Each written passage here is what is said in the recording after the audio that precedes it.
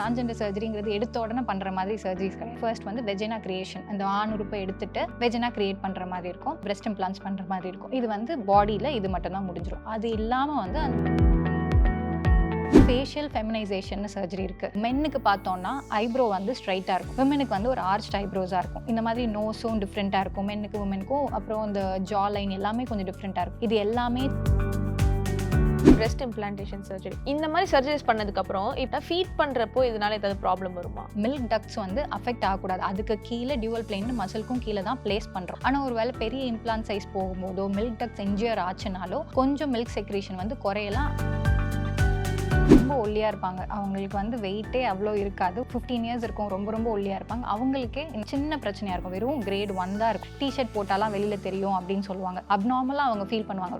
ஆண்மைங்கிறதே அவங்க மைண்ட்ல பாதிச்ச மாதிரி இருக்கும். இதுக்கு என்ன பண்ணலாம் அப்படின்னு கேட்டா, வெயிட் லாஸ்க்கான சர்ஜரி லைப்போசெக்ஷன் கிடையாது. சில பேருக்கு தைஸ் மட்டும் கொஞ்சம் கூட குறையாது. ரெசிஸ்டன்ட் ஃபேட், எந்த ஃபேட்டை அவங்களால யூஷுவல் கன்வென்ஷனல் மெத்தட்ஸால லூஸ் பண்ண முடியலையோ அப்பதான் லைப்போசெக்ஷன்.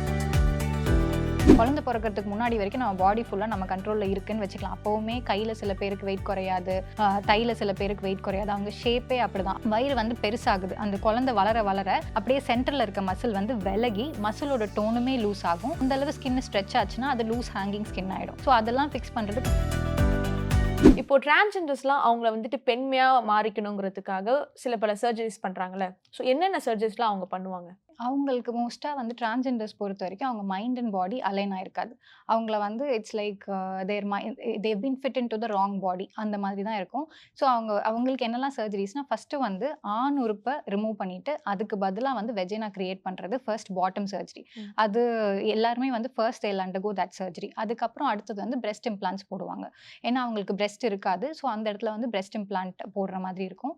இவங்க வந்து ஹார்மோன் தெரப்பீஸும் ஸ்டார்ட் பண்ணுவாங்க. இனிஷியலாக ஒரு டிரான்ஸ்ஜெண்டர் சர்ஜரிங்கிறது எடுத்த உடனே பண்ற மாதிரி சர்ஜரிஸ் கிடையாது. இதுக்கு ஒரு பெரிய ப்ரொசீஜர் இருக்கு. கவர்மெண்ட்டே அதுக்கு வந்து நிறைய ஸ்டெப்ஸ் கொடுத்துருக்கு. அவங்க வந்து எண்டோக்ரைனாலஜிஸ்ட் பார்க்கணும், சைக்கியாட்ரிஸ்ட் பார்க்கணும். எந்த வயசுலேருந்து இந்த மைண்ட் அண்ட் பாடி அலைன் ஆகலை, ட்ரான்ஸ் ஃபீலிங்ஸ் வருது அப்படின்னு எப்போ கூப்பிட்டு போகிறாங்களோ சைக்கியாட்ரிஸ்ட், அதுலேருந்து வந்து நிறைய ஸ்டெப்ஸ் இருக்கு. ஸோ இப்போ அவங்க ஹார்மோன் ரீப்ளேஸ்மெண்ட்டும் எடுத்து ஓரளவுக்கு பிரெஸ்ட் மாதிரி டெவலப் ஆகும். அதுக்கப்புறம் தான் வந்து இந்த பாட்டம் சர்ஜரி, டாப் சர்ஜரி எல்லாம் இருக்குது. இதுக்குன்னு ஒரு ஆர்டர் இருக்குது, அதெல்லாம் தான் ஃபாலோ பண்ணுவாங்க. அவங்களுக்கு என்னெல்லாம் சர்ஜரின்னு பார்த்தா, பாட்டம் சர்ஜரி ஃபர்ஸ்ட் வந்து வெஜினா கிரியேஷன், அந்த ஆண் உறுப்பை எடுத்துட்டு வெஜினா கிரியேட் பண்ற மாதிரி இருக்கும். அதுக்கப்புறம் இந்த பிரெஸ்ட் இம்ப்ளான்ஸ் பண்ற மாதிரி இருக்கும். இது வந்து பாடியில இது மட்டும் தான் முடிஞ்சிடும். அது இல்லாம வந்து அந்த ஷேப் கிரியேட் பண்றதுக்கு லைப்போசெக்ஷன், அந்த லைப்போஸ்கல்ப்சர்னு சொல்லுவோம். எக்ஸ்ட்ராவா வந்து இந்த ஹிப்ல வந்து ஒரு ஷேப் கொடுக்கறதுக்கோ, அப்புறம் பிரெஸ்ட்லேயே ஒரு க்ளீவேஜ் மாதிரி. இப்போ நம்ம வந்து பிரெஸ்ட் இம்ப்ளான்ஸ் மட்டும் போட்டால் நிறைய பேருக்கு பத்தாது, கொஞ்சம் ஃபேட் இன்ஜெக்ஷன்ஸும் கொடுத்து ஒரு க்ளீவேஜ் மாதிரி கிரியேட் பண்ணுற மாதிரி இருக்கும். அப்புறம் ஃபேஷியல் ஃபெமினைசேஷன் சர்ஜரி இருக்குது. இப்போது மென்னுக்கு பார்த்தோம்னா ஐப்ரோ வந்து ஸ்ட்ரைட்டாக இருக்கும், விமெனுக்கு வந்து ஒரு ஆர்ச்ட் ஐப்ரோஸாக இருக்கும். இந்த மாதிரி நோஸும் டிஃப்ரெண்ட்டாக இருக்கும் மென்னுக்கு விமெனுக்கும். அப்புறம் இந்த ஜா லைன் எல்லாமே கொஞ்சம் டிஃப்ரெண்ட்டாக இருக்கும். இது எல்லாமே சேஞ்ச் பண்ணுற மாதிரி இருக்கும். அப்புறம் இந்த மேல் பேட்டர்ன் பால்னஸ், மென்னுக்கு வந்து இந்த ஹேர் லைனே டிஃப்ரெண்ட்டாக இருக்கும். இது ஒவ்வொன்றுமே சேஞ்ச் பண்ணுறதுக்கு ஒவ்வொரு சர்ஜரி இருக்குது. இது எல்லாமே டிரான்ஸ்ஜெண்டர்ஸ்க்கு பண்ணலாம். இது 2 பேருக்குமே பண்ணலாம், மென் அண்ட் உமனுக்கும் பண்ணலாம். அதே சர்ஜரிஸ் வந்து டிரான்ஸ்ஜெண்டர்ஸ்க்கும் பண்ணலாம்.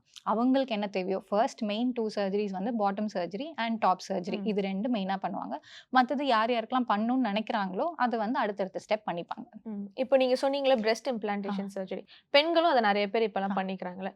ஸோ இது லைக் எப்படி சொல்றது, இந்த மாதிரி சர்ஜரிஸ் பண்ணதுக்கு அப்புறம் இப்போ வந்துட்டு அவங்க வந்து மதர் ஆயிட்டாங்க அப்படின்னு சொல்லிட்டு ஃபீட் பண்றப்போ இதனால ஏதாவது ப்ராப்ளம் வருமா? மோஸ்ட்டாக வந்து எந்த ப்ராப்ளமும் இருக்காது. ஆனால் எந்த சர்ஜன் கிட்ட பண்ணிக்கிறீங்களோ அவங்கள்ட்ட நீங்கள் வந்து கண்டிப்பாக இதை பற்றி டிஸ்கஸ் பண்ணணும். ஏன்னா மில்க் டக்ட்ஸ் வந்து அஃபெக்ட் ஆகக்கூடாது. அதுக்கு கீழே டியூவல் பிளேன் மசிலுக்கும் கீழே தான் பிளேஸ் பண்ணுறோம். ஆனால் ஒருவேளை பெரிய இம்ப்ளான்ட் சைஸ் போகும்போதோ மில்க் டக்ட்ஸ் இன்ஜியர் ஆச்சுனாலோ கொஞ்சம் மில்க் செக்ரீஷன் வந்து குறையலாம், அஃபெக்ட் ஆகிறதுக்கு சான்ஸ் இருக்குது. கண்டிப்பாக இருக்குன்னு கிடையாது. என்ன டைப் ஆஃப் சர்ஜரி பண்ணுறோம், எந்த மாதிரி பிளேஸ் பண்ணுறோங்கிறத பொறுத்து சில எஃபெக்ட்ஸ் இருக்கிறதுக்கு சான்ஸ் இருக்குது. எல்லாருக்கும் இருக்கணும்னு அவசியம் கிடையாது. சில டெக்னிக்ஸ்ல எந்த வகையிலுமே அது அஃபெக்ட் ஆகாது. அப்படியே மசில் கீழே இருக்கு, மில்க் டக்ட்ஸை எந்த வகையிலுமே அது வந்து டச் கூட பண்ணல சர்ஜரினா எதுவுமே பிரச்சனை இருக்கக்கூடாது. இப்போ சில ஆண்களுக்கு வந்துட்டு அவங்களோட செஸ்ட் வந்துட்டு மார்பகங்கள் மாதிரி கொஞ்சம் பெருசா இருக்கும். ஸோ அதை குறைக்கிறதுக்கு வந்துட்டு எக்ஸசைஸ் இருக்கா, இல்ல சர்ஜரிஸ் மூலமா குறைச்சிக்க முடியுமா? சில பேருக்கு பார்த்தீங்கன்னா ரொம்ப ஒல்லியா இருப்பாங்க, அவங்களுக்கு வந்து வெயிட்டே அவ்வளோ இருக்காது, ஒரு 15 இயர்ஸ் இருக்கும், ரொம்ப ரொம்ப ஒல்லியா இருப்பாங்க. அவங்களுக்கே இந்த மாதிரி இருக்கும். அது வந்து வெறும் நிப்பிள் மட்டும், பஃபி நிப்பிள்னு சொல்லுவோம். அது வந்து கிரேட் 1. இந்த ஆண் மார்பகம்னு சொல்றது பேர் வந்து எங்களோட டெக்னிக்கல் டேர்ம் கைனகோமேஸ்டியா. இது கிரேட் 1 பொறுத்தவரைக்கும் நிப்பிள் மட்டும் பஃபி நிப்பிள். இது பஃபி நிப்பிள்ங்கிறது ரொம்ப சின்ன விஷயம். ஆனா அதுவே அவங்களுக்கு அந்த அளவுக்கு வந்து மென்டல் ஸ்ட்ரெஸ் குடுக்கும். நீங்க அந்த பிரச்சனைக்கும் அந்த ப்ரொபோர்ஷன் ஆஃப் மென்டல் ஸ்ட்ரெஸ்ஸும் வந்து நீங்க கம்பேரே பண்ண முடியாது. அந்த அளவுக்கு அவங்க அஃபெக்ட் ஆயிருப்பாங்க. அது சொல்றதுக்குமே ரொம்ப கூச்சப்படுவாங்க. யார்கிட்டயும் சொல்ல மாட்டாங்க. அ பக்கத்துல இருக்க ஃப்ரெண்ட்ஸ் கிட்ட சொல்ல முடியாது. ஏன்னா முதல்ல கிண்டல் பண்றதே அவங்களா தான் இருக்க முடியும். ஃபர்ஸ்ட்டு வந்து ஸ்விம்மிங் கத்துக்க மாட்டாங்க. இந்த ரிலீஜியஸ் பிளேஸஸ் இப்போ குருவாயூர்லாம் போனா ஷர்ட் கழட்டணும். இல்ல ஏதாவது ஒரு ஃபங்ஷன்னா இப்போ இந்த இந்த வீட்ல பண்ற ஹோமம்க்குலாம் ஷர்ட் கழட்டணும். அதெல்லாம் பண்ணவே மாட்டாங்க. எல்லாத்தையும் அவாய்ட் பண்ணுவாங்க. இந்த மாரி ரொம்ப கான்ஷியஸா இருப்பாங்க. சின்ன பிரச்சனையா இருக்கும். வெறும் கிரேட் 1 தான் இருக்கும். கிரேட் 2னா கூட ஓரளவுக்கு டீ ஷர்ட் போட்டாலாம் வெளில தெரியும் அப்படின்னு சொல்லுவாங்க. அதெல்லாம் இல்லாம ரொம்ப சின்னதா இருக்கும்போதே ரொம்ப அப்நார்மலா அவங்க ஃபீல் பண்ணுவாங்க. அதாவது நம்ம வந்து நம்ம ஒரு மேன்லியாவே இல்ல. அந்த ஆண்மைங்கிறதே அவங்களுக்கு ஆண்மைங்கிறதே அவங்க மைண்ட்ல பாதிச்ச மாதிரி இருக்கும். இதுக்கு என்ன பண்ணலாம் அப்படின்னு கேட்டா, யூசுவலா வந்து பொறந்த குழந்தைங்க நியோனேட்ஸ்ன்னு சொல்ற மாதிரி இனிஷியலாவே அவங்களுக்கு பொறக்கும்போது சின்னதா லைட்டா பால்பபிளா இருக்கும். அந்த கிளாண்ட் பிரஸ்ட் கிளாண்ட்ன்னு சொல்றது பால்பபிளா இருக்கும். அவங்களுக்கு தானா செட்டில் ஆயிடும். எதுவும் பண்ண தேவையில்ல. அந்த 13, 14ல கொஞ்சம் ஹார்மோன்ஸ் வரும்போது லைட்டா ஒரு பிரஸ்ட் கிளாண்ட் மாதிரி தெரியறது நார்மல். அப்படி வந்துட்டு அது வந்து அடுத்த ஒரு 6 மந்த்ஸ் டூ 2 இயர்ஸ்க்குள்ள குறைஞ்சிருச்சுன்னா, எதுவும் பண்ண தேவையில்ல. ஆனா நெறைய பேருக்கு past this 6 to 2 year period 6 months to 2 years பீரியடும் நெறைய பேருக்கு வந்து அப்படியே அந்த கிளாண்ட் இருந்துரும். இருந்துச்சுன்னா கண்டிப்பா அவங்க வந்து ட்ரீட்மெண்ட் சீக் பண்ணுவாங்க. அவங்க பண்ணியே ஆகணும். பண்ணலன்னா கேன்சர் வந்துரும். பண்ணலாம் பெருசாயிடும். அப்படிலாம் ஒண்ணுமே கிடையாது. அவங்க அப்படியே விட்டாலும் ஓகே. மெயினா இந்த கைனகோமேஸ்டியா ஆண் மார்பகம் எத அஃபெக்ட் பண்ணும்னா, கான்ஃபிடன்ஸ் அஃபெக்ட் பண்ணும். அவங்களால எல்லாரோடையும் நார்மலா பழக முடியாது. என்கிட்ட வர பேஷண்ட்ஸ் கூட இப்ப கூட ஒரு காலேஜ் ஸ்டூடெண்ட் வந்தாரு.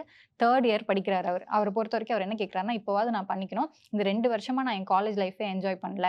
இப்போ இத யார்கிட்டயாவது சொன்னா காலேஜ் லைஃப்க்கும் இதுக்கும் என்ன சம்பந்தம்? அப்படின்னு கேட்டு அவர ஆஃப் பண்ணிடுவாங்க. அதுக்கு மேல வந்து அவர் அந்த ட்ரீட்மெண்ட்ட சீக் பண்றதையே ஸ்டாப் பண்ணிடுவாங்க.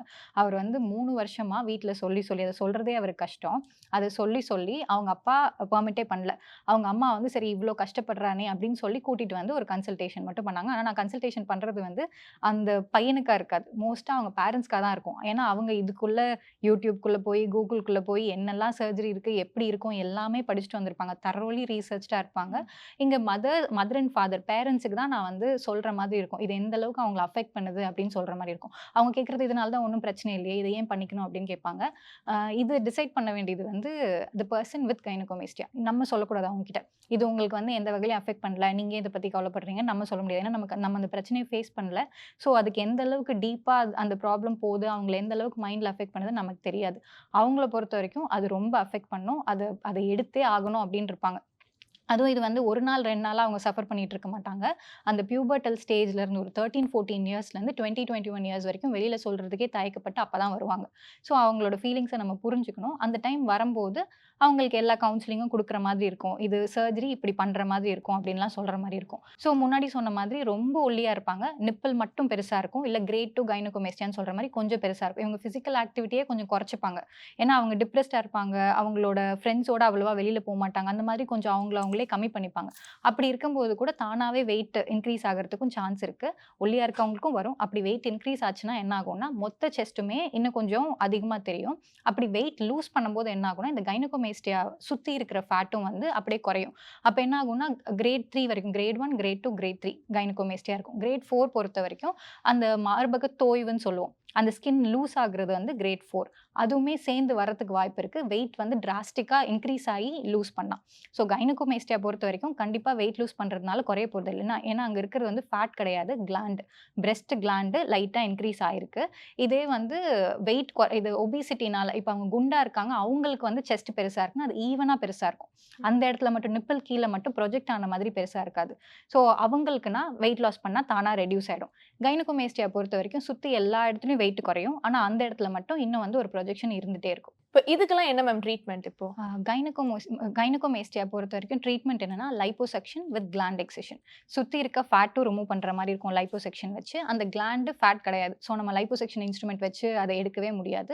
அது அந்த கிளாண்ட மட்டும் ரிமூவ் பண்ற மாரி இருக்கும். ஸோ கிளாண்டையும் ரிமூவ் பண்ணணும், சுத்தி இருக்க ஃபேட்டும் ரிமூவ் பண்ணணும். இது வந்து சர்ஜிக்கல் ட்ரீட்மெண்ட் தான் பெஸ்ட். கைனகோமேஸ்டியாக்கு வேற எந்த ட்ரீட்மெண்ட்டும் கிடையாது. மாத்திரை குடுத்தோ, கிரீம் போட்டோ, வேற ஏதோ பண்ணியோ சரி பண்ண முடியாது. ஸோ கைனகோமேஸ்டியா பொறுத்தவரைக்கும் சர்ஜிக்கல் சொல்யூஷன் தான். இப்போ ஓவர் வெயிட்டா இருக்கிற சில பேருங்கலாம் வந்துட்டு யூசுவலா எக்ஸர்சைஸ் பண்ணி ரெடியூஸ் பண்ருவாங்க. இந்த மாரி எக்ஸர்சைஸ் பண்றதுக்கு சோம்பேறி பட்டுட்டு சர்ஜரிஸ் வரவங்களும் இருக்காங்கல்ல மேம். இப்ப அவங்களுக்குலாம் வந்துட்டு இந்த சர்ஜரிஸ்லாம் கம்ப்ளீட் சேஃபா? இல்ல இதனால ஏதாவது சைட் எஃபெக்ட்ஸ் இருக்கா? வெயிட் லாஸ்க்கான சர்ஜரி லைப்போசெக்ஷன் கிடையாது. லைப்போசெக்ஷன் எங்க பண்ணுவோம்னா, இப்போ வெயிட் லாஸ் ஒருத்தங்க ட்ரை பண்றாங்க. வெயிட் லாஸ் அவங்க ஐடியல் கோல ரீச் பண்ணா கூட, சில பேருக்கு தைஸ் மட்டும் கொஞ்சம் கூட குறையாது. இல்ல ஆர்ம்ஸ் மட்டும் கொஞ்சம் கூட குறையாது. அந்த நேரத்துல லைப்போசெக்ஷன் இங்க மட்டும் பண்ணிக்கலாம் அப்படின்னு சொல்லிட்டு பண்ணுவாங்க. ரெசிஸ்டன்ட் ஃபேட் எந்த ஃபேட்ட அவங்களால யூசுவல் கன்வென்ஷனல் மெத்தட்ஸால லூஸ் பண்ண முடியலையோ, அப்பதான் liposuction will come into play. மத்தபடி வந்து வெயிட் லாஸ்க்கு வரவங்கலாம் புடிச்சு லைப்போசெக்ஷன் பண்ண முடியாது. யாருமே பண்ண மாட்டாங்க. That is not how it works. அது இண்டிகேஷனே கிடையாது. இப்ப டம்மி டக்குன்னு சொல்றேன்னா, குழந்தை பொறந்ததுக்கு அப்புறம் அவங்களால வயிறு பகுதியில மட்டும் வெயிட் லூஸ் பண்ண முடியாம இருக்கலாம். ஏன்னா வந்து அந்த இடம் ரெசிஸ்டன்ட் ஆயிடும். குழந்தை பொறக்கறதுக்கு முன்னாடி வரைக்கும் நம்ம பாடி ஃபுல்லா நம்ம கண்ட்ரோல்ல இருக்குன்னு வச்சுக்கலாம். அப்பவுமே கையில சில பேருக்கு வெயிட் குறையாது. தையில சில பேருக்கு வெயிட் குறையாது. அவங்க ஷேப்பே அப்படிதான். அவங்களோட ஜெனடிக்கா அவங்களுக்கு வந்து இப்படிதான் பாடி ஃபேட் டெபோசிஷன் இருக்கும். ஸோ அந்த இடம் வேற மாதிரி இருக்கும். அதாவது யூசுவலா லைப்போசெக்ஷன் வந்து ஒரு ஐடியல் ஸ்டாண்டர்ட்ஸ்க்கு இந்த தை எனக்கு பெருசா இருக்கு அப்படின்னு நினைக்கிறவங்களுக்கு பண்ணுவாங்க. ஸோ அந்த மாதிரி இல்லாம இருக்கிற அந்த மாதிரி ஐடியல் ஸ்டாண்டர்ட்ஸ்ல ஃபிட் ஆகாம குழந்தை பொறக்கறதுக்கு முன்னாடியே இருப்பாங்க. குழந்தை பொறந்ததுக்கு அப்புறம் பார்த்தோம்னா, வயிறு வந்து பெருசாகுது. அந்த குழந்தை வளர, வளர அப்படியே சென்டர்ல இருக்க மசில் வந்து விலகி, மசிலோட டோனுமே லூஸ் ஆகும். அது இல்லாம எக்ஸஸா ஃபேட்டும் இருக்கும், லூஸ் ஸ்கின்னும் இருக்கும். அந்த அளவு ஸ்கின் ஸ்ட்ரெச் ஆச்சுன்னா, அது லூஸ் ஹேங்கிங் ஸ்கின் ஆயிடும். ஸோ அதெல்லாம் ஃபிக்ஸ் பண்றதுக்கு டம்மி டக் பண்ணுவோம். அங்க லைப்போசெக்ஷனும் பண்ணுவோம். ஏன்னா அப்நார்மல் டெபோசிஷன் ஆஃப் ஃபேட் இருக்கும். அது வந்து டோட்டலா நம்ம கையில கிடையாது. எவ்ளோ எக்சர்சைஸ் பண்ணாலும் சில இடத்துல வந்து குறைக்க முடியாது. அப்ப வந்து லைப்போசெக்ஷன் பண்ணிட்டு, அப்புறம் எக்ஸஸா ஸ்கின் இருக்கு. அந்த ஸ்கின் வந்து எக்ஸஸா தொங்கிட்டு இருக்குங்கிறப்போ, அத மட்டும் ரிமூவ் பண்ற மாரி இருக்கும். மசிலும் லூஸ் ஆயிருக்கு அப்படின்னா, மசிலையும் வந்து டைட்டன் பண்ண முடியும். இதெல்லாம் வந்து வெயிட் லாஸ் சர்ஜரி கிடையாது. இது வந்து பாடி கான்டூரிங் வேணா சொல்லலாம். அந்த கான்டூர மட்டும் சரி பண்றதுக்கு தான் லைப்போசெக்ஷன் யூஸ் பண்ணுவோம். வெயிட் லாஸ் சர்ஜரின்னு சொல்றது வந்து பேரியாட்ரிக் சர்ஜரி. இந்த மார்பிட்லி ஒபீஸா இருக்காங்க. அதாவது அந்த ஒபிசிட்டி அந்த அந்த வெயிட் வந்து அவங்களுக்கு வந்து ஹெல்த் இஷ்யூஸே குடுக்க போகுது அப்படிங்கிறப்போ பேரியாட்ரிக் சர்ஜரி அட்வைஸ் பண்ணுவாங்க. அது வந்து டோட்டலா வேற ஸ்பெஷாலிட்டி. பேரியாட்ரிக் சர்ஜரி பண்ணா வெயிட் லூஸ் பண்ணுவாங்க. இது வந்து ஜெனரலா ஒரு ஓவர் வெயிட்டா இருக்காங்க. ஒரு 10 கேஜிஸ் 20 கேஜிஸ் லூஸ் பண்ணணும்னா அவங்களுக்குலாம் இத அட்வைஸ் பண்றது கிடையாது. மார்பிட்லி ஒபீஸ் அவங்களுக்கு வந்து ஹெல்த் இஷ்யூஸே வருது. இதனால இன்னும் கொஞ்ச நாள்ல வந்து இருக்கிற எல்லா ஹெல்த் இஷ்யூஸும் வரும். இல்ல ஆல்ரெடி இஷ்யூஸ் இருக்கு அப்படிங்கிறப்போ தான் அத அட்வைஸ் பண்ணுவாங்க. Okay, okay. நெறைய இன்ஃபர்மேட்டிவ் தகவல் குடுத்தீங்க. Thank you.